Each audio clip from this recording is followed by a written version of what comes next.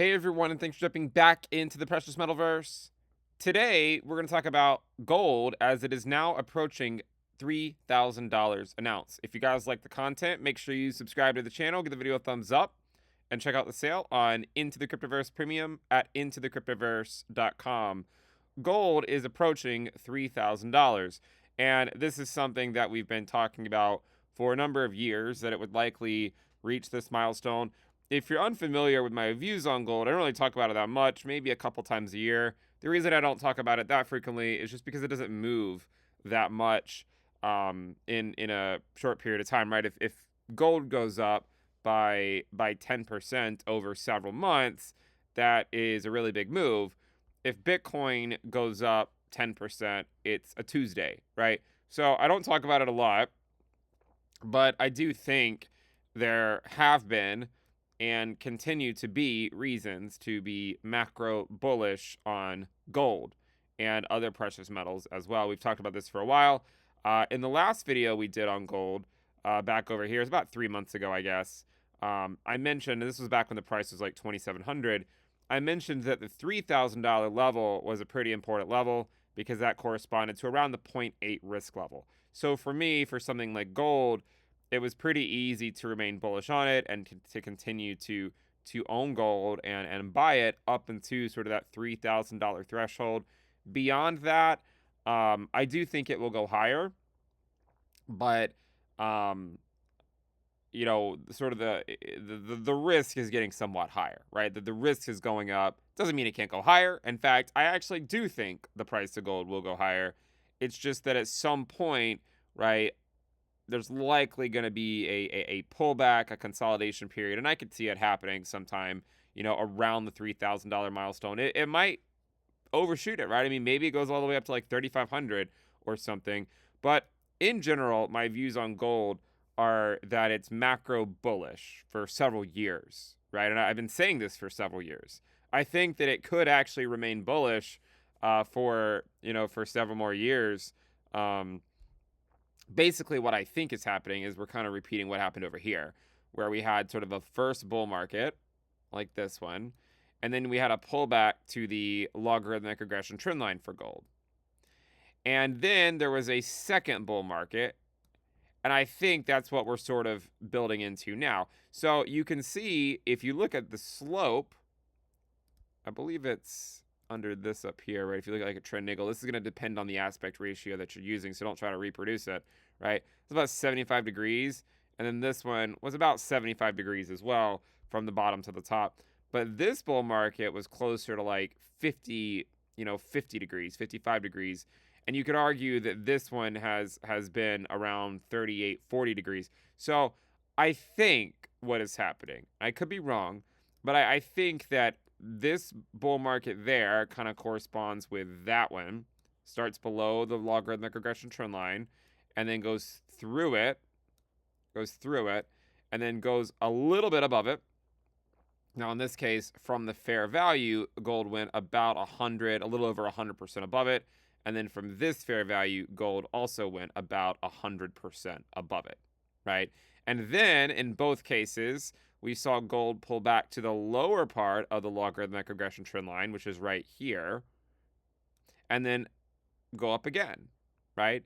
Now, in the second case, gold actually went up a lot, right? It actually went up almost 500% above the fair value logarithmic regression trend line. Right now, it's about 70%. Now, I'm not calling for it to go 500% above the fair value logarithmic regression trend line, but I do think it could still head higher for a number of years, actually. And you look at these charts, and I think a lot of crypto investors feel like they have to play out tomorrow or it's not worth it. But remember, this bull market by gold that started right here started in 1976, and it didn't end for 4 years, right? And this one right here was started really in like 1970, and then it topped out in 1975. But if you kind of just ignore this brief bear market, which was, about right from January 1975 until about September 1976, if you ignore that, you could say that this was basically just a bull market that lasted from 1970 until 1980. right? Now, in this case, right, this bull market right here lasted from 2001 until 2011. It's about 10 years. So it's not, it's not uncommon for bull markets by gold to last 10 years, right? It can happen. It's possible. And so I do wonder if this one right here, right? This one started in like January of 2016. I wonder if maybe you see this one go out for at least another year, right? At least. Um, and I also think that there are some important levels you can look at. Obviously, there's the bull market support band where everyone looks at it as like the 20-week SMA and the 21-week EMA, and we can take a very quick look at that on the weekly time frame and see, in fact, that gold actually held support at it, right? It's held support at that a number of times recently, and that's sort of been sort of the guiding way up. Anytime it goes back there, it's been a good time to really buy the dip on gold, right? But for these longer bull markets in gold, what I actually think is more relevant is we have the gold bull market support band, which is the 20-month SMA and the 21-month EMA. So you can see in this bull market over here, it basically held it as support the entire time, with the exception of 2008. So even during the financial crisis, gold barely went below its 20-month SMA, 21-month EMA. So that's why I'm saying, right, even if you did have something bad happen, like let's say there is a recession at some point within the next year, gold would probably get hit at first, but it would likely recover quicker than stocks, just like it recovered quicker than stocks in 2008. So I would generally say, though, that I wouldn't be overly concerned about the bull market for gold being over until you get, multiple monthly closes where you're back either near the bull market support band or just unable to get back up, to really stay above it. So you can see like in '08, it went below it, but then it got right back above it the following month, right? So it was a fake out. And then you can see back up here, when it finally went to it, it bounced into a lower high. And I imagine it went up to the 618. Yeah, exactly up to the 618. And that's where it topped out. And it just, the bull market was over. So I don't really see any of those signs right now, right? I don't see any signs that that's what's happening. Even over here, right, if you look at sort of this top, you can see it had a bounce back up to the 0.618. So until you get something like that, I wouldn't even be that concerned about it, honestly. I think it will likely continue to go up for some time. You're going to have some months here and there where it'll pull back. We just had a couple.